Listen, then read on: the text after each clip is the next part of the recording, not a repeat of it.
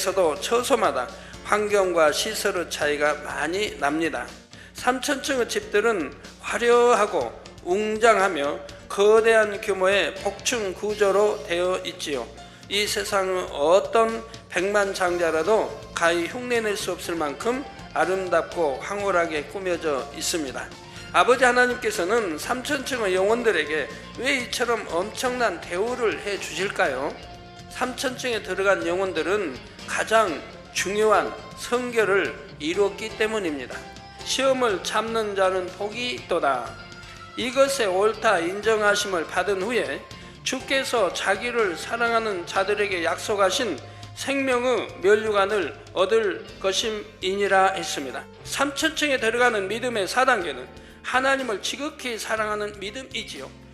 주님을 지극히 사랑하되 자기 자신보다 더 사랑하게 스스로 자신을 포기할 수 있는 것입니다.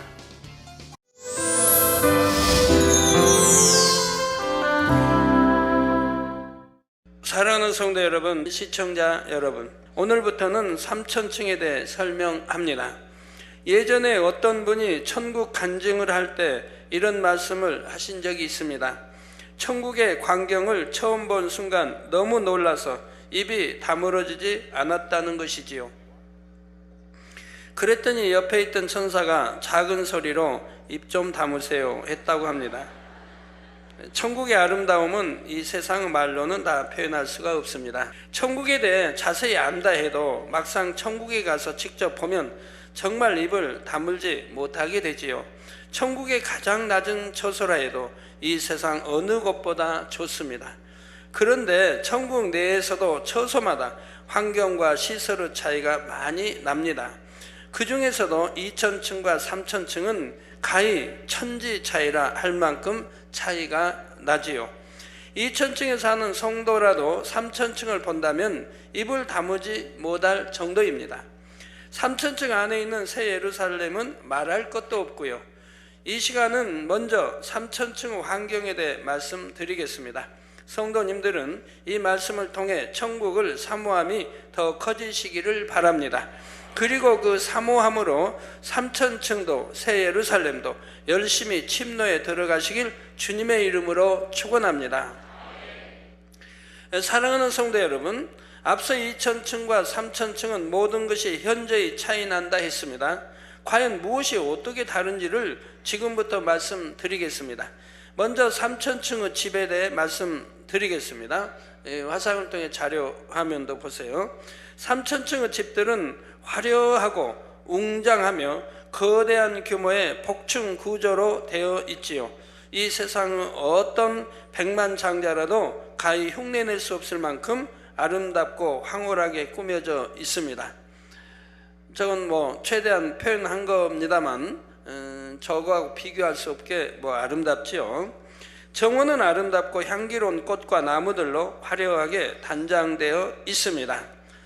찬란한 빛을 발하는 아름다운 호수도 있고 호수에는 각양각색의 물고기들도 있습니다. 2천층에서는 집주인이 원하는 것 중에서 단 한 가지만이 상급으로 주어진다 했죠. 예를 들어 골프장을 갖고 싶다면 골프장이 개인의 집안에 주어집니다. 수영장을 원하면 집안에 수영장이 주어지고요. 그런데 3천층에서는 집주인이 원하는 모든 시설이 상급으로 주어진다는 사실입니다. 골프장, 수영장, 무도회장, 볼링장, 집주인이 원하는 모든 시설이 집안에 설치되지요. 그러니 이웃집에 있는 시설을 이용할 필요가 없습니다. 언제든지 원하는 대로 자신의 집에서 마음껏 이용하며 즐길 수가 있지요. 이는 1천층이나 2천층의 집에 비교하면 실로 파격적인 대우입니다. 또 서로 사랑하는 사람끼리 또 서로 불러서 자기 집에서 그런 시설을 통해 함께 즐기고 시합 같은 것도 할 수 있겠고요. 아버지 하나님께서는 3천층의 영혼들에게 왜 이처럼 엄청난 대우를 해 주실까요? 다음 시간에 자세히 말씀드리겠지만 3천층에 들어간 영혼들은 가장 중요한 성결을 이루었기 때문입니다. 그리고 이 땅에 사는 동안 주님을 위해 자신의 자유의지 가운데 세상을 다 포기했지요. 자유롭게 누릴 수 있는 모든 것을 포기하고 오직 하나님의 뜻만을 쫓아 살았습니다. 믿음으로만이 하나님을 기쁘시게 드린다 했는데 믿음이 있기 때문에 세상을 다 포기하는 겁니다. 세상 사랑하는 걸 다 끊어버립니다. 오직 주님만을 위해. 또 죄와 피 흘려 싸워 성결을 이루었던 것입니다.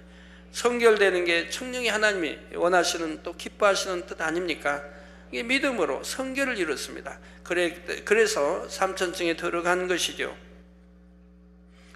이에 아버지 하나님께서는 약속하신 대로 그들이 행한 대로 심은 대로 다 갚아주시는 것입니다.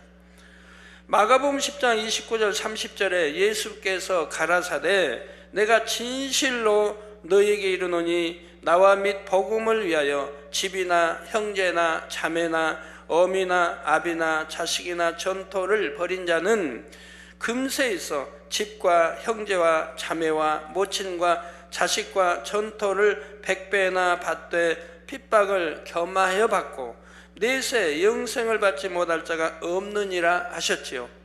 성도 여러분, 집주인이 원하는 모든 시설이 갖춰진 3000층의 집들도 새 예루살렘의 집들과는 또 비교가 안 됩니다. 새 예루살렘의 집들에도 기본적으로 주인이 원하는 모든 시설이 갖춰져 있습니다. 그런데 규모와 아름다움과 영화로움의 정도가 3000층의 집들과 큰 차이가 나지요. 우선 집의 크기가 다른데 3000층의 집이 60이라면 새 예루살렘의 집은 100 정도입니다. 그것도 새 예루살렘에서 가장 작은 집의 크기를 100이라 할 때 그렇지요. 여기서 집의 크기란 단지 건물 면적이 아니라 모든 시설이 포함된 대지 면적입니다. 따라서 3000층 집의 대지 면적이 60만 평방미터이라면 새 예루살렘에서 가장 작은 집도 대지 면적이 100만 평방미터는 되는 것입니다. 그러므로 3000층에서 가장 큰 집이라 해도 결국은 새 예루살렘 성에 있는 가장 작은 집보다 규모가 모든 면에서 못하지요. 이 하나만 봐도 우리 아버지 하나님께서 온 영을 이루어 새 예루살렘에 들어온 영혼들을 얼마나 기뻐하시는지를 알 수가 있습니다. 3000층과 새 예루살렘의 집은 이처럼 규모만 차이 나는 것이 아닙니다. 집의 모양이나 형태의 아름다움도 다르며 집을 장식하는 보석도 크게 차이가 나지요. 새 예루살렘에서는 기초석을 이루는 12보석뿐만 아니라 갖가지 아름다운 보석들이 있습니다. 여러 가지 빛을 내는 황홀한 색상의 보석들이 있지요. 크기를 측량할 수 없을 만큼 큰 것도 있습니다. 자, 일일이 명명할 수 없을 만큼 다양한 종류의 보석들이 있고요. 어떤 것은 이중으로 겹쳐 빛을 내기도 하고 어떤 것은 삼중의 빛을 내기도 합니다. 물론 3000층에도 수많은 보석들이 있지만 새 예루살렘에 있는 모든 종류의 보석이 다 있는 것은 아닙니다. 이중, 삼중의 빛을 내는 보석은 오직 새 예루살렘에만 있지요. 3000층의 보석은 1000층이나 2000층의 보석과는 비교할 수 없을 만큼 아름다운 빛을 냅니다. 그러나 새 예루살렘에 비하면 단순하고 기본적인 보석만 있고 같은 종류의 보석이라도 새 예루살렘의 보석보다는 못하지요. 성도 여러분, 3000층에 있는 집들의 특징은 2000층과 달리 문패가 없다는 점입니다. 새 예루살렘에 있는 집도 마찬가지지요. 3000층과 새 예루살렘의 집들에서는 주인의 마음을 대변하는 독특한 향이 나옵니다. 그래서 굳이 문패를 달지 않아도 누구의 집인가를 쉽게 알 수가 있지요. 향이 다를 뿐 아니라 집의 빛도 각기 다릅니다. 얼마나 하나님의 마음을 닮았느냐에 따라 더욱 아름다운 향과 빛을 발하게 되지요. 이 땅에서도 유명한 사람들이 사는 저택은 많은 사람들에게 잘 알려져 있습니다. 예를 들어 대재벌의 저택이나 세계적인 연예인의 호화로운 별장, 왕이나 대통령이 사는 곳 등이 그렇지요. 굳이 문패를 안 달아도 많은 사람들이 누구의 집인지 압니다. 자, 이처럼 3천층에 들어간 사람들은 그 영화로움이 크기 때문에 굳이 문패를 달지 않아도 누구의 집인지 다 알 수 있는 것입니다. 또한 천국 백성 전체 수에 비하면 3천층에 들어간 사람의 수는 매우 적습니다. 따라서 누구의 집인지를 알기 쉽지요. 새 예루살렘은 더 말할 필요도 없습니다. 성도 여러분, 천사들의 섬김에 있어서도 3천층은 2천층과 현저히 다릅니다. 낙원의 천사들은 주로 공동시설을 관리하지요. 하나님의 메시지를 전달하기도 하고요. 1천층과 2천층의 천사들은 하나님의 자녀들이 도움을 구할 때 돕는 역할도 합니다. 어떤 시설물을 이용하려고 할 때 친절하게 안내해 주기도 합니다. 하나님의 자녀들이 가장 편안하고 가장 행복하도록 돕는 것이지요. 히브리서 1장 14절을 보면 모든 천사들은 부리는 영으로서 구원 얻을 후사들을 위하여 섬기라고 보내심이 아니뇨 했습니다. 이런 천사들의 섬김의 수준도 천국의 각 처소마다 다릅니다. 마치 비행기를 탈 때 1등석이냐 2등석이냐 3등석이냐에 따라서 승무원들의 서비스가 다른 것과 같지요. 3천층부터는 천사의 섬김의 차원이 전혀 달라진다는 사실입니다. 바로 개인적으로 수종드는 천사가 붙여지기 때문입니다. 그것도 한 천사가 아니라 여러 천사가 붙여지는 경우도 있습니다. 이 땅에서 얼마나 더 큰 믿음과 순종의 행함으로 하나님을 기쁘시게 했는지에 따라 수종드는 천사의 수가 많아집니다. 천사의 수만 보아도 각 사람의 영광과 존귀를 느낄 수 있지요. 새 예루살렘은 성결은 기본이요, 온 집에 충성한 사람들이 들어갑니다. 따라서 기본적으로 붙여지는 천사의 수만도 3천층보다 훨씬 많습니다. 그것은 상급으로 주어진 집도 크고 관리하며 해야 할 일도 많기 때문입니다. 새 예루살렘에서는 가장 작은 집의 크기도 이 땅의 대저택들보다 훨씬 큽니다.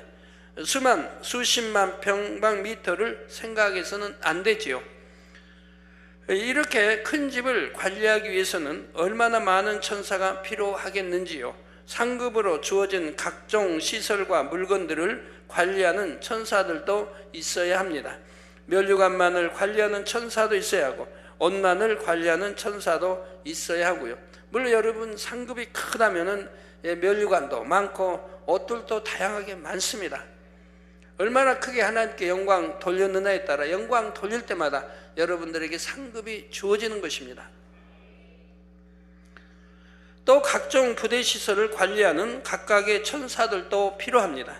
곳곳의 정원을 관리하는 천사, 골프장이나 수영장 등을 관리하는 천사, 놀이동산을 관리하는 천사, 또한 방문객들을 안내하는 천사, 연회를 준비하고 진행하는 천사, 음악을 연주하고 춤을 추는 천사 등 수많은 천사가 필요하다는 사실입니다. 또 여러분 집안에 친한 사랑하는 사람들 불러서 친교 외에도 여러 가지 경기를 한다든가 게임을 한다든가 여러 가지 또 하지 않겠습니까? 연애도 물론 베풀고요. 3천층도 주인이 원하는 모든 시설이 주어지므로 많은 천사가 주어지게 되지요. 그런데 개인적으로 수종드는 천사는 오직 주인을 사랑하고 경외합니다. 여기에 새 예루살렘에서 수종드는 천사들은 주인의 마음을 헤아리기까지 하지요. 주인이 말로 무엇을 시키지 않아도 먼저 그 마음을 알아서 행하는 것입니다. 최고의 섬김으로 주인을 섬기지요. 이 땅의 왕자 공주들에 비할 수 없는 최고의 대우를 받게 됩니다. 성도 여러분, 천국에 있는 여러 교통수단 중 3천층부터 이용할 수 있는 것이 있습니다. 바로 구름 자가용이지요. 이 구름 자가용은 이 땅에서처럼 수증기로 만들어진 것이 아닙니다. 아버지 하나님께서 천국에 있는 영광의 구름으로 만들어 주셨지요. 구름 자가용은 주로 천사가 운전을 해줍니다. 개인이 마음껏 이용할 수 있는 개인용과 여러 사람이 이용하는 공용이 있습니다. 3천층에는 개인용은 없고 공용만 있습니다. 공용, 저 수십만 년의 공용이 아니고 같이 사용하는 걸 말합니다. 공용만 있습니다. 새 예루살렘에 들어가야 개인용 구름 자가용이 주어집니다. 구름 자가용은 그 자체만으로도 영광과 위엄과 권세를 나타냅니다. 새 예루살렘의 성도들은 구름 자가용을 타고 주님과 함께 마음껏 여행할 수가 있지요. 이때 천군 천사가 호위하며 수종을 들어줍니다. 마치 이 땅에서도 왕이 행차할 때 많은 신하들의 호위를 받는 것과 같습니다. 이처럼 천군 천사들의 호위를 받는 자체도 그 사람의 권세와 영광을 나타내 주지요. 2천층, 1천층 낙원의 성도들은 구름 자가용이 하늘을 날아가는 것을 볼 때 얼마나 부러워하겠는지요. 그들은 특별히 허락받기 전에는 구름 자가용을 단 한 번 타보기도 쉽지 않기 때문입니다. 이에 비해 3천층의 성도들은 공용이긴 하지만 필요할 때 언제든지 탈 수가 있습니다. 더구나 새 예루살렘에서는 개인용으로 주어집니다. 새 예루살렘은 개인용으로 주어지고 또 우리 주님이 가지시는 것은 특별한 겁니다. 우리 이제 하나님 자녀들이 갖지 못하는 황금마차라고 해서 또 주어집니다. 이건 1인용이라 다른 사람이 함께 탈 수가 없는 그겁니다. 그래서 우리 주님 만약에 저기 2천층에 가신다고 하면 미리 천사들 미리 가서 이렇게 있어야죠. 이건 워낙 빠르기 때문에요. 이런 사실을 믿는다면 어찌하든 성결되고 온 집에 충성해야 할 것입니다. 단지 구름 자가용 한 대 얻기 위해서가 아니라 그만큼 모든 상급과 영광이 다르기 때문이지요. 이 밖에도 2천층 이하의 성도들과 3천층 이상에 들어간 성도들은 겉모습만 보아도 큰 차이가 납니다. 각 사람에게서 나오는 영광의 빛이 다르고 옷과 옷의 문양, 달려있는 장식, 머리 모양 등이 다르지요.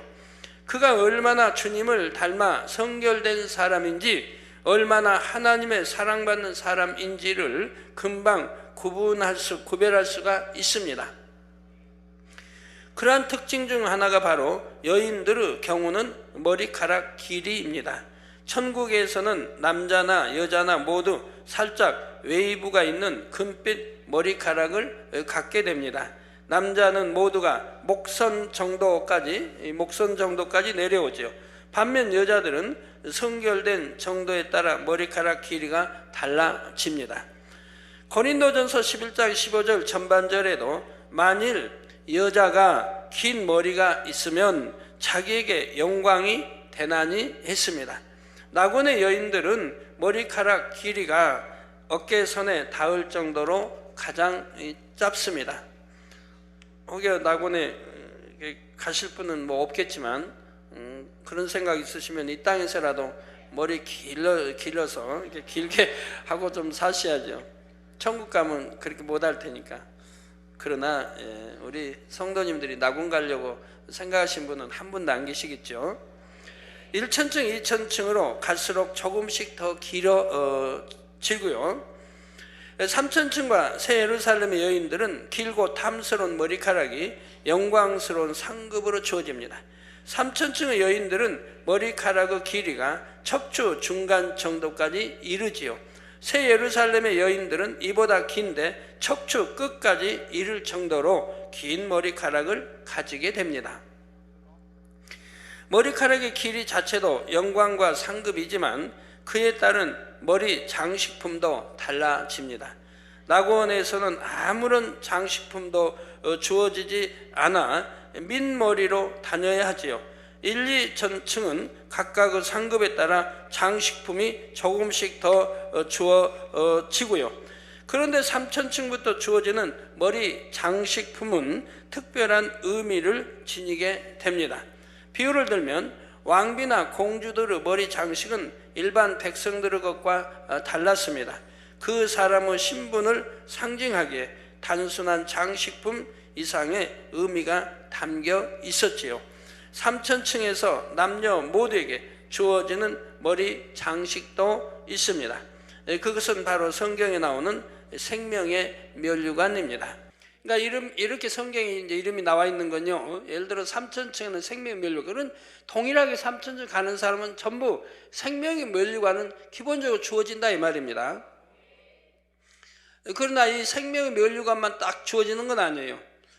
또 나름대로 얼만큼 상급을 많이 쌓았느냐, 얼만큼 크게 영광 돌렸느냐에 따라서 또 다른 면류관들이 많이 주어집니다.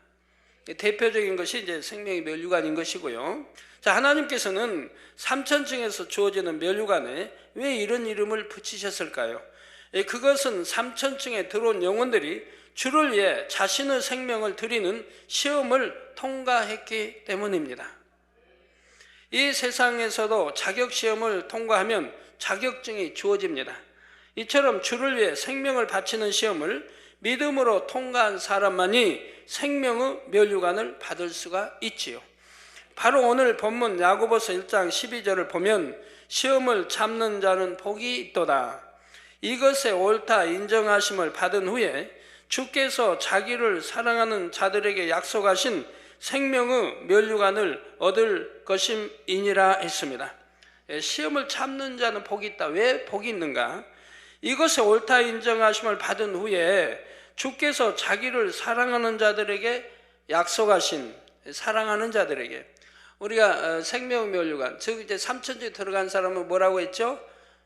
하나님을 지극히 사랑하는 자라고 했죠. 그가 이제 삼천지에 들어간다고 했죠. 자기를 사랑하는 자들에게 약속하신 생명의 면류관을 얻을 것임이니라. 여기서 시험을 참는다는 것은 억지로 눌러 참는 것이 아닙니다. 참을 필요조차 없는 단계를 뜻합니다. 사람이 마음에 악이 있더라도 어느 정도까지는 눌러 참을 수 있습니다. 그런데 극한 상황이 되면 대부분 참지 못합니다. 악이 말이나 행동으로 나오지요. 바로 욥이 그러했습니다. 욥은 순전하고 정직한 자였지만 극한 연단이 가해졌을 때 어떻게 되었나요? 재산과 자녀를 잃었을 때는 시험을 통과한 것처럼 보였습니다. 그런데 자기 몸에 연단이 가해지자 하나님을 원망했습니다. 자그마한 연단이 가벼운 것은 아니었습니다. 머리에서 발끝까지 악창으로, 그래서 심히 가려워 견딜 수가 없죠. 오직하면 기와로 긁겠습니까? 또 막 온몸이 찢어질 것이고 피가 날 것이고 가려워서 견딜 수가 없을 것이고 그 고통은 참 말로 알 수 없이 심한 거죠. 그래서 결국은 하나님을 원망합니다. 친구들과 변론하며 성내고 분을 발했죠. 많은 악한 모습들이 나왔습니다. 욥이 자신의 악을 깨닫고 회개하여 변화됐을 때 비로소 성결의 단계에 들어갈 수가 있었습니다. 자, 저에게도 오늘날까지 생명을 잃는 시험이 여러 차례 왔지요. 그중 두 가지를 말씀드리겠습니다. 이 두 가지 시험을 통해 제가 믿음의 4단계가 됐다는 것이 아닙니다. 저는 교회를 개척하기 전부터 믿음의 4단계 온전한 온영으로 이미 들어온 단계에서 시작을 했고요. 그러니까 죽은 자 기도에도 살아났고, 연탄께서도 명하면 물러갔고, 화기도 기도하면 바로 물러갔던 거 여러분들도 아십니다. 바로 잉태 축복도 받았고요. 개척해서부터요. 이 두 가지 사례를 말씀드리는 것은 생명을 잃는 시험이란 무엇인지 여러분이 이해할 수 있도록 하기 위함입니다. 먼저는 1990년도에 목사 파직 사건입니다. 목사가 파직을 당했다면 생명을 잃는 것과 같은 것이죠. 당시 소속돼 있던 교단 총회에서 본교회 몇 가지 시정명령을 내렸지요. 그런데 그 시정명령의 내용들이 모두 터무니없는 것들이었습니다. 그래서 우리는 상소 이유서를 보냈지요. 더불어 우리 교회가 성경에 비춰 무엇이 어긋나는지 알려주시면 시정하겠다고 했습니다. 그러나 총회에서는 우리의 상소 이유서를 이유가 없어서 기각하기로 했다고 통고했습니다. 이때 저를 사랑하시는 선배 목사님들이 제게 이런 말씀을 하셨죠. 교단의 머리들이 콜라를 보고 사이다라고 해도 아멘 하라는 것입니다. 콜라 구분 못할 사람 어디 있고 사이다 구분 못할 사람 어디 있습니까? 완전히 색이 다른 걸, 색깔이 다른 걸요. 무조건 잘못했다고 하라는 것이죠. 그래야 저와 교회가 살 수 있다는 것이었습니다. 그런데 하나님께서 다 보고 계시는데 진리를 보고 비진리라고 할 수 있습니까? 비진리를 보고 진리라고 할 수 있겠는지요? 정령 하나님을 믿는다면, 정령 하나님을 사랑한다면 그렇게 할 수 없습니다. 또한 저와 교회는 악으로 대항치 않았고 오직 선과 사랑으로만 행했습니다. 자, 그러다 결국 대의원 300명 중 90여 명밖에 참석지 않은 교단 총회에서 48명의 동의로 저의 목사 파직이 가결되었지요. 대부분 자리를 떠버렸습니다. 48명은 좀 법적으로 되지도 않은 인원인데 자기들이 이제 저를 이렇게 이제 교단 축출하려고 하는 그들이 이제 꾸민 그 48명이 모여서 이렇게 가결을 시켰습니다. 이로써 저는 목회자로서 생명을 잃은 것처럼 보였습니다. 왜 그런 일이 이제 벌어졌냐면 저는 원래 예성 연합 성결교단 학교인데 거기에서 제가 개척하면서 얼마 안 돼서 가장 큰 교회가 됐습니다. 근데 이것이 이제 예성 또 성결교단으로 합치게 됐습니다. 우리 손태기 목사님과 합치게 됐어요. 합치게 되니까 저는 개척한 지 얼마 안 된 교회가 그 예성 교단, 우리 교단 합쳐서 가장 큰 교회가 됐습니다. 그러니까 선배 목사님들이 시기 질투를 하는 거예요. 더군다나 우리 쪽에서 그쪽으로 합치는데 가장 큰 교회가 되기 때문에 이걸 시기 질투하는 거예요. 그래서 그런 일들이 벌어졌습니다. 그러나 우리 하나님은 신실하십니다. 하나님에 대한 믿음과 의를 지킨 사람을 결코 저버리지 않으시지요. 이를 통해 저와 교회가 죽는 것이 아니라 반대로 더욱 왕성히 살게 해주셨습니다. 성결의 오중 복음을 마음껏 외칠 수 있는 새로운 장을 열어주신 것입니다. 이미 이러한 것은 수년 전에 알려주셨고요. 네가 어떻게 된다 알려주셨고요. 그래서 네가 오중 복음으로 교단을 창설하리라고 다 알려주시고요. 또 이렇게 파직이라는 것이 되면 너에게는 큰 이제 축복이라고 또 말씀을 다 해주신 겁니다. 이러한 모든 사실들은 지금 신문에 연재되고 있죠. 나의 삶 이렇게 이런 그 신문에 연재되고 있는 거기에 자세하게 기록들이 되어 있습니다. 만약 이것이 사실이 아니라면 신문 연재할 수도 없고 교단에서 가만히 있겠습니까? 그러나 모든 것이 사실이기 때문에 변명의 여지도 없고 한 말도 항의해 올 수가 없는 것입니다.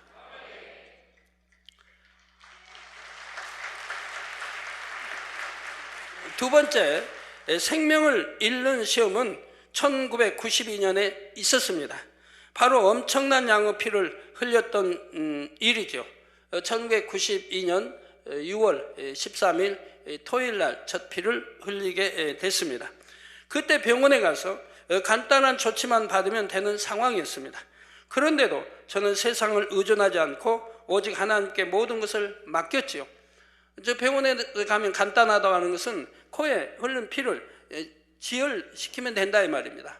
그러니까 뭐예요? 레이저로 그냥 지혈시키면 된다 이 말. 뭐 수술해야 하는 것도 아니고. 그러나 죽으면 죽으리라 각오하고 하나님께 맡겼습니다. 하나님의 영광을 가리지 않기 위해서이죠. 하나님은 전지전능하시고 믿는 자에게는 능치 못할 일이 없다고 늘 외쳤던 저입니다. 그렇게 했던 제가 막상 죽음 앞에서 세상과 타협할 수는 없었습니다. 차라리 내가 생명을 잃을지라도 하나님의 영광을 가리지 않는 길을 택했지요. 하나님은 우리가 기도할 때 늘 생사화복을 주관하신다고 말씀합니다. 생사화복을 주관하는 하나님이 내 생명을 주관하실 터인데 내가 세상에 의존한다고 살고 하나님께 의존한다고 살 사람이 죽습니까? 죽는다 하면 그건 하나님의 뜻일 게고요. 그러니까 하나님께 이제 맡기게 되는 것이죠. 또 전지전능하시다고 늘 기도해 왔는데 죽은 자도 살리시고 다 전지전능하신 분인데 그거 하나 때문에 세상에 의존하겠습니까? 하나님이 능히 못하셨어요? 그러니 하나님께 맡기게 되는 것이죠. 그래서 정말 저의 목숨은 끊어졌고 제 영혼은 주님 앞에 갔습니다. 그러나 다시 주님께서 살려주셨지요. 제게 주신 마지막 때의 사명을 온전히 감당할 수 있게 해 주셨습니다. 성도 여러분, 생명을 드리는 시험을 통과한다는 것은 바로 이런 것입니다. 이외에도 이제 99년도에 또 그 시험을 또 통과했던 것이죠. 죽을 것 같은 시험을 만나도 진리를 택하는 것입니다. 정말 죽게 되는 상황에서도 끝까지 믿음을 굳게 지키는 것입니다. 어떻게 그렇게 할 수 있을까요? 하나님을 사랑하면 할 수가 있습니다. 3천층에 들어가는 믿음의 4단계는 하나님을 지극히 사랑하는 믿음이지요. 내 부모보다, 내 자녀보다, 그리고 내 자신보다 하나님을 제일로 사랑하는 믿음입니다. 자, 이런 믿음을 가졌기에 생명을 잃는 시험도 거뜬히 통과할 수 있는 것입니다. 그런데 세상에서도 어린아이에게 곧바로 대입시험을 보게 하지 않습니다. 초, 중, 고등학교를 다니면서 크고 작은 많은 시험을 보지요. 시험을 통해 자신의 점수를 확인하고 계속해서 단계를 밟아 올라갑니다. 신앙 안에서 믿음을 확인하는 시험도 마찬가지입니다. 성령 받은 이후 믿음이 성장함에 따라 계속해서 크고 작은 시험이 따르지요. 생활 속에서 매 순간 진리를 택할 것이냐, 세상과 타협할 것이냐 하는 시험이 옵니다. 우리 하나님의 사람들, 선지자들, 제자들, 하나님의 사람들에도 끊임없이 이런 시험이 왔습니다. 아브라함에게도 다 이런 시험을 통과하여 하나님이 완전하다 인정받을 때 마음껏 최상의 축복을 받는 것을 볼 수가 있습니다. 자, 그때마다 진리를 택하는 사람은 그만큼 시험을 통과해서 영으로 들어갑니다. 그러나 번번이 세상과 타협한다면 믿음이 성장하지 못하지요. 오히려 퇴보할 수도 있습니다. 갈라디아서 5장 17절에 보면 육체의 소욕은 성령을 거스르고, 여기 육의 사람들은 육체의 소욕을 쫓죠. 육체의 소욕은 성령을 거스린다 이 말입니다. 즉 하나님의 말씀에 불순종하게 되지요. 그 성령의 소욕은 육체를 거스르나니, 즉 성령의 소욕은 죄를 짓지 않게, 육에 거하지 않게, 그래서 육체를 거스리나니 이 둘이 서로 대적함으로 너희 원하는 것을 하지 못하게 하려 함이니라 했습니다. 여러분, 신앙생활 잘하고 기도하는 분도 때로는 공고함이 오죠. 공고하고 힘들고 공고함이 온다. 그러면 왜 공고함이라는 겁니까? 항상 기뻐하라, 기도하라, 범사에 감사하라고. 성령은 우리 안에 평안과 평강을 주신다고 했는데 왜 평안이 없고 평강이 없고 왜 공고함이 옵니까? 바로 육체의 성령의 소욕을 거스르기 때문에 그렇습니다. 성령이 해서는 안 될 걸, 원치 않는 것을, 육체의 소욕을 쫓으려고 하기 때문에, 쫓기 때문에 또 쫓으려고 하기 때문에 공고함이 오는 것이라 이 말입니다. 그럼 공고함이 오면 내가 벌써 죄를 짓고 있다는 걸 깨우쳐야 된다 이 말입니다. 내가 악을 행하고 비질리 아니면 죄를 짓고 성령을 지금 거스리고 있기 때문에 공고함이 오는 것이라 이 말입니다. 거스르지 아니하면 공고함은 절대 오지 않고 우리 마음의 기쁨과 평강과 평안이 넘치게 되는 것입니다. 그래서 이 둘이 서로 대적함으로 너희 원하는 것을 하지 못하게 하려 함이니라. 또한 로마서 7장 22절에서 23절에는 내 속 사람으로는 하나님의 법을 즐거워하되, 여기서 속 사람은 바로 영을 말하는 거예요. 진리 영을. 이 속 사람은 하나님의 법을 즐거워하네. 여러분, 영으로 들어간 사람은 하나님 법 즐거워해 안 해요? 하나님 법을 즐거워하죠. 그래서 속 사람은 하나님 법을 즐거워하되 내 지체 속에서 한 다른 법이, 지체, 우리가 죄는 이 육과 몸과 결합되어 있다고 그랬죠. 그래서 지체 속에서 한 다른 법이 내 마음의 법과 싸워 내 지체 속에 있는 죄의 법 아래로 나를 사로잡아 오는 것을 보는도다 했습니다. 여러분이 하나님의 법을 즐거워하여 항상 성령의 소욕만을 쫓아나가면 믿음의 시험들을 수월하게 통과할 수가 있지요. 그런데 문제는 육체의 소욕입니다. 하나님을 믿기 전에 만들어진 자아가 내 뜻대로 살고자 하는 것이지요. 마음으로는 하나님의 말씀대로 살아야 한다고 생각하지만 속마음대로 움직여지지가 않습니다. 예를 들어 먹으면 안 되는 줄 알면서 육체의 소욕을 따라 먹습니다. 그러니까 영의 사람들은 안 그러죠. 보면 안 되는 줄 알면서 육체의 소욕을 따라 봅니다. 어떤 것을 취하면 안 되는 줄 알면서 육체의 소욕을 따라 취합니다. 말하면 안 되는 줄 알면서 참지 못해 말하고 말지요. 감정이 상해서 화를 내기도 합니다. 하나님의 말씀을 알면서도 반대로 행했기에 마음이 공고해지지요. 그런데 정말 하나님을 사랑하는 사람은 이 육체의 소욕을 끊어 나갑니다. 세상에서도 누군가를 사랑하면 사람이 돌변한다고 하지요. 평소에 게으른 사람도 사랑하는 사람을 위해서는 부지런해집니다. 지저분했던 사람도 사랑하는 사람을 위해서는 머리 모양이나 옷차림을 말끔하게 하게 됩니다. 비록 육의 사랑은 오래가지 못하지만 사랑에는 이런 힘이 있는 것입니다. 따라서 나를 지옥 가지 않게 하시려고 대신 죽어주신 주님의 사랑을 안다면 나도 주님을 사랑할 수밖에 없습니다. 주님을 사랑하는 마음으로 내 유익을 구하는 마음을 접을 수가 있지요. 또한 주님께서 싫어하시는 악은 모양이라도 버릴 수가 있습니다.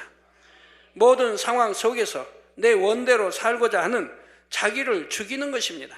사도 바울이 나는 날마다 죽노라 고백한 대로이지요. 어떤 순간에도 항상 주님의 뜻대로 사는 사람이 되었다면 그는 정녕 자기 생명을 드린 것과 같습니다. 나를 형성하고 있었던 육을 온전히 벗어버렸기 때문입니다. 이를 살아서 하는 순교라고 말합니다. 아이고, 죽어야만 순교인 줄 알았더니 또 살아서 하는 순교가 있나요? 예, 잘 들어주시기 바라요. 또한 이것이 죽도록 충성하는 것입니다. 계시록 2장 10절 후반절에 내가 죽도록 충성하라. 그리하면 내가 생명의 면류관을 내게 주리라 했습니다. 네, 내가 죽도록 충성하라. 그리하면 생명의 면류관을 준다. 보통 충성이라면 맡은 사명을 열심히 감당하는 것으로 생각합니다. 그런데 진정 하나님께서 원하시는 충성은 영적인 충성이지요. 가장 우선적으로 우리가 영의 마음을 이루어서 하나님의 참 자녀가 되길 원하십니다. 물론 사명 감당도 동반되어야 하지요. 사명을 감당해야 자신을 더 발견할 수 있고 변화되기도 쉽기 때문입니다. 나 죄를 피 흘리게 싸워 버리는 사람, 버리고 버리면 결국 죽도록 충성하는 사람이죠. 하나님을 사랑하기에, 믿고 사랑하기에, 말씀대로 순종하여 모든 계명을 지켜나갑니다. 자, 그런데 간혹 사명 감당에만 열심을 내고 영적인 충성에는 소홀한 사람들이 있습니다. 그러나 여러분, 열심히 육적인 충성했는데 나중에 세월이 지나보면 병도 생기고 암도 생기고 여러 가지 또 생기는 것도 봐요. 사고도 당하고. 왜 그렇습니까? 그렇게 충성했는데. 자, 충성은 했으되 육적인 충성을 했기 때문에 그래요. 원래 충성은 영적인 충성해야 되고 그 다음에 육적인 충성다우려 하는, 그래야 온 집의 충성이 되는 거예요. 영적인 충성이 가장 중요하고 그 다음에 육적인 충성, 그래야 온 집에 충성했다고 하는 것이라 이 말입니다. 그런 사람들은 바로 새 예루살렘에 들어갈 수 있는 것이죠. 땀 흘리며 봉사를 하는 열정이 있다면 죄를 싸워버리는데도 열심을 내야 합니다.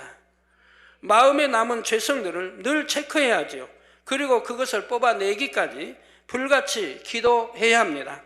늘 마음에 명심하고 있으면서 행함으로 나오지 않도록 해야 합니다. 잠시 스치는 비진리의 생각이었을지라도 다시 떠오르지 않도록 기도해야 하고요. 자, 미세하게 요동했던 악의 감정이라도 뽑아버리기 위해 노력해야 하는 것입니다. 다 뽑아버리면 영으로 들어가게 된다 이 말입니다. 이것은 누가 대신해 줄 수 없습니다. 자기 스스로 해야 하지요. 낮은 마음으로, 진실한 마음으로 성실하게 한 단계씩 밟아 나가야 합니다. 중심에 따라 속도의 차이는 날 수 있지만 누구나 이 과정을 밟아야 영으로 들어갈 수가 있습니다. 영이라는 것은 눈에 보이지 않고 손에 만져지지 않기에 때론 막막하게 느껴질 수 있지요. 그럼에도 주님을 사랑하기에 믿음으로 성실하게 죄를 벗어버리는 것, 이것을 바로 충성되다 하시는 것입니다. 물론 아버지 하나님께서는 여러분이 영으로 조금씩 더 들어올 때마다 반드시 더 큰 사랑을 나타내 주십니다. 여러분 이제 어떤 시험이 와서 그걸 이겨내면 통과합니다. 그러면 반드시 여러분에게 어떤 축복이 와요. 영적인 축복이 먼저예요. 그래서 영이 그만큼 잘 됐으니까 거기에 따라서 육적인 축복을 주세요. 건강도 물질도 반드시 따라주십니다. 왜? 시험을 허락했으니까. 근데 그걸 통과했으니까. 하나님이 기뻐하셔서 주시는 상급인 거죠. 또 위로도 되고요. 기도 응답도 더 빨라지고 모든 일을 형통한 정도도 달라지지요. 그래서 영으로 들어가는 것이 처음에는 힘들게 느껴진다 할지라도 영으로 변화될수록 수월해진다는 사실입니다. 성도 여러분, 생명의 면류관은 생명을 바치는 시험을 믿음으로 통과했을 때 주어진다 했습니다. 그래서 주님의 이름으로 순교한 사람들도 3천층에 들어가서 생명의 면류관을 받게 됩니다. 순교할 당시에는 비록 선결되지 못했다 해도 순교했다는 사건을 통해 그들의 중심이 인정되는 것입니다. 왜 그런 것입니까? 생명의 위협 앞에서도 믿음을 지키기 위해 순교할 중심이라면 능히 선결될 수 있기 때문입니다. 이 땅에서 더 살 시간이 주어진다면 능히 육을 벗고 영의 마음이 될 수가 있지요. 그런데 선교지에서 죽었다 하여 무조건 순교를 할 수는 없습니다. 또한 스스로는 세상과 타협치 않으며 믿음을 지키다 죽었다 해도 하나님께서 보실 때는 순교가 아닌 경우도 있지요. 겉으로 보기에는 똑같이 순교한 것 같다 해도 그 믿음과 중심은 사람마다 다 다릅니다. 정말 믿음과 사랑으로 순교한 사람도 있지만 그렇지 않은 경우도 있습니다. 자, 본문에 이것에 옳다 인정하심을 받은 후에 주님께서 생명의 면류관을 주신다 했지요. 이처럼 하나님께서 인정하시는 순교에 대해서는 나중에 순교로 3천층에 들어간 사례를 소개할 때 자세히 말씀드리겠습니다. 그런데 양심 심판으로 구원받은 영혼 중에서도 3천층에 들어가는 경우가 있지요. 양심 심판이란 무엇이며 그 기준이 무엇인지에 대해서는 다음 시간에 말씀드리도록 하겠습니다. 결론을 말씀드립니다. 사랑하는 성도 여러분, 이 시간은 3천층에서 주어지는 생명의 면류관의 의미를 말씀드렸습니다. 더불어 여러분은 어떤 믿음을 가졌을 때 3천층에 들어갈 수 있는지도 말씀드렸습니다. 바로 주님을 지극히 사랑하는 믿음, 주님을 제일로 사랑하는 믿음이지요. 그 믿음과 사랑을 내 편에서가 아니라 주님께서 옳다 인정하셨을 때라 했습니다. 그런데 주님께서 인정하시는 기준이 무엇이라 했습니까? 바로 주님을 위해 내 생명도 기꺼이 드리는 시험을 통과해야 한다 했지요. 믿음 믿고 하나님 사랑한다면 이런 시험 통과하는 게 어려운 게 아닙니다. 저는 지금까지 수많은 시험을 통과해 왔습니다만 개척하고 나서요. 개척 전에야 무슨 그런 걸 시험이라고 합니까? 저는 시험이 왔다는 그런 말을 한 기억도 별로 없어요. 시험이라는 걸 생각 안 했어요. 개척 전에는. 그냥 삶이 있어 따라오는 것이지. 살다 보면 이런 일 저런 일 생기고 따라오는 것이지 꼭 그런 걸 시험이라고 하지 않았어요. 근데 개척하고 보니까 참 죽이려고 하는 사람들이 많더라고요. 하나님 일을 못하게 해방하고 원수하게. 그래서 시험이 끊임없이 오게 되죠. 큰 시험, 적은 시험. 그러지만 믿음이 있으니까 하나님 사랑하니까 뭐 통과하는 게 어렵다 한 게 없어요. 잘 통과했어요. 그 시험 올 때 보면 아버지가 그 말씀하신 거 보면 참 육으로 봐서는 순종하기 어려운 것들이죠. 예를 들어 뭐 개척 때 저희 개척한 교회에 있는 데가 시장인데 1층 시장, 2층도 없고 1층 시장. 그러니까 다 옥상이 이제 그걸 옥상이라고 하는 위에는 이제 평범한 옥상이죠. 근데 하나님 거기다가 교회를 세우라는 거예요. 교회를 세우라. 부럽고 지어서 교회를 가건물을 지으라는 거예요. 그 가건물이라면 그때도 단속이 심했고 그냥 나와서 그냥 부서뜨리죠. 근데 아버지 말씀해요. 가건물 세워라. 그럼 와서 부실 것이다까지 말씀해요. 구체가 와서 부시는. 그럼 또 세워라. 또 부시면 또 세워라 그러세요. 이거 부실 거 뻔히 알면서 돈 들이고 그것도 돈도 참 없을 때 돈 들이고 세운다는 것이 쉽겠습니까? 그러나 아버지 말씀이니 그대로 순종했지요. 그러니까 와서 부시더라고요. 또 순종했죠. 또 부시더라고요. 열심히 쌓아서 이만큼 이제 키 높이 만큼 쌓아놓으면 와서 깡그리 부셔버립니다. 그러면 또 이렇게 그거를 아마 2번, 3번인가 했을 거예요. 그러니까 다 육으로 보면 순종하기 어려운 것들이에요. 그 조그만 것지만, 그건 조그만 뭐 시험이지만, 그러지만 아버지 말씀이 다 순종한다 이 말입니다. 그럼 순종하고 나면 그 다음에 분명히 축복이 있다 이 말이에요. 이유가 있어서 하시는 것이라 이 말이에요. 아버지는 거기에 대한 이유가, 그렇게 해야 될 이유가 있어서 시키시는 것이라 이 말입니다. 그러니까 순종하니까 그 다음에는 성전을 넓은 데로 이전할 수 있는 축복의 길이 열리더라 이 말입니다. 그것 때문에, 그걸 통과하고 나니까 이게 다 이유가 있는 거예요. 아버지. 그걸 통과하고 나니까 성도들이 어떻게 해요? 그냥 성전에 가서 부리지 밤낮 없이 기도하지 않습니까? 모두가 한마음이 돼버리는 거야. 한마음이. 성전을 우리가 세우자고 하는, 넓은 곳으로 개척한 데서 넓은 곳으로 옮기자고 하는 성도들의 마음이 뜨거워지는 거예요. 그러니까 모두가 한마음이 되는 거예요. 한마음이 되니까 옮기는 게 쉬워지는 거죠. 제가 옮깁시다 뭡시다 하지 않아도 그렇게 하나님이 해서 성도의 마음이 뜨겁게 또 불같이 기도하게 하시고 한마음이 돼서 성전 사랑하며 승하게 하셔가지고, 그러니까 이제 갈 수 있는 길이 생기더라면 그렇게 역사해 가시는 걸 봅니다.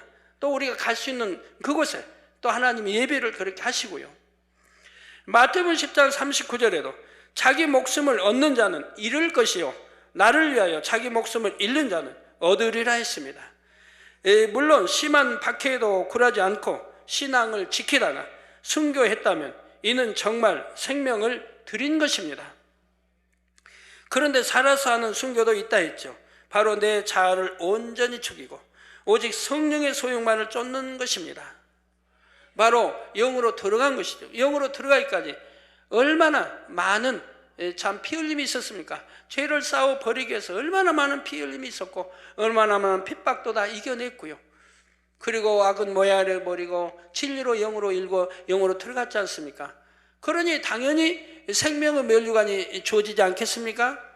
그러면서 바로 순교 환자와 같은 그런 대우를 받게 되는 것이죠. 그러기 위해서는 자아를 형성하고 있던 육을 온전히 벗어야 합니다. 악은 모양이라도 버려야 하고요. 결국 마음을 100% 영으로 일굴 때 성령의 소욕을 100% 쫓을 수 있는 것입니다. 이렇게 할 수 있는 원동력은 바로 주님을 사랑하는 마음이라 했죠. 주님을 지극히 사랑하되 자기 자신보다 더 사랑하게 스스로 자신을 포기할 수 있는 것입니다. 그러므로 주님께서도 이런 영혼들을 너무도 사랑해 주신다는 사실입니다. 천국의 영광은 물론이요 이 땅에서도 놀라운 축복을 주시지요. 육에 있을 때와는 완전히 다른 차원의 축복을 주시는 것입니다. 모든 성도님들이 이런 영의 차원을 더욱 사모하시기 바랍니다. 그래서 신속히 영으로, 온영으로 나오시길 주님의 이름으로 축원합니다.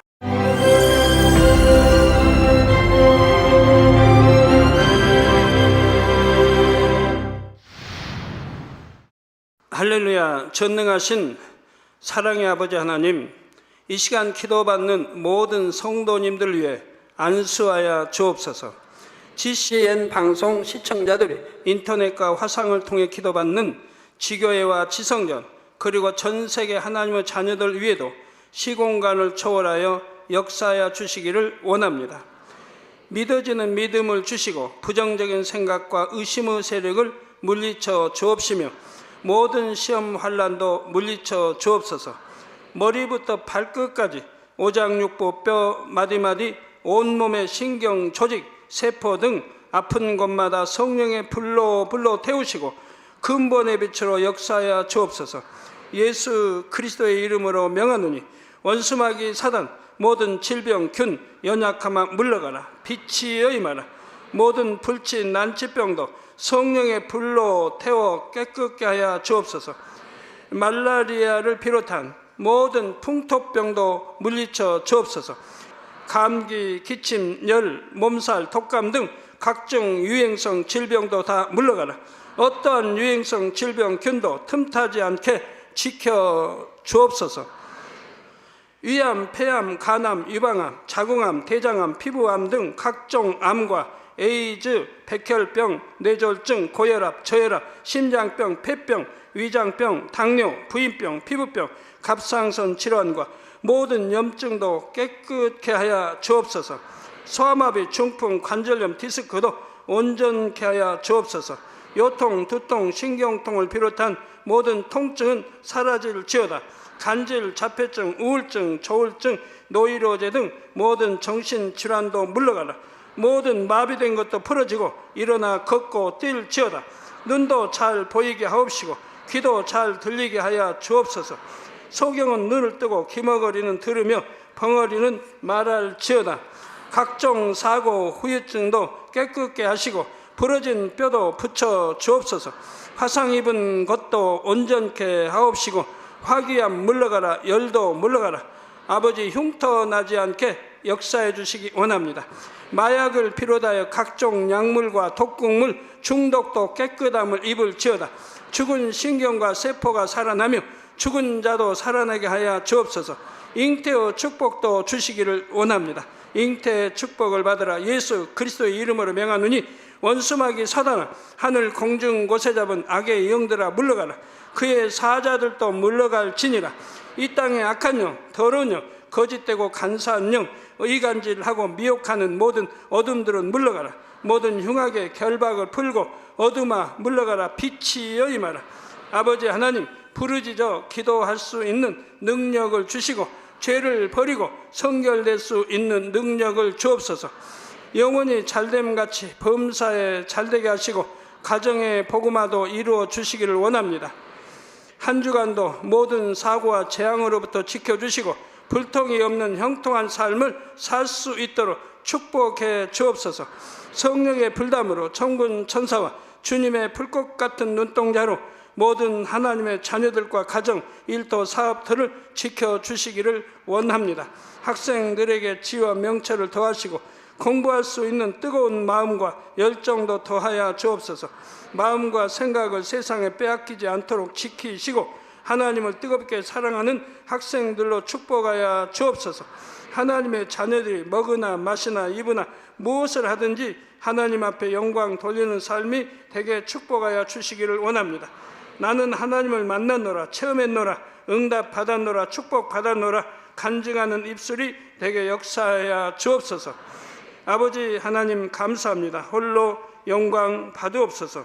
우리 주 예수 그리스도의 이름으로 기도하옵나이다. 아멘.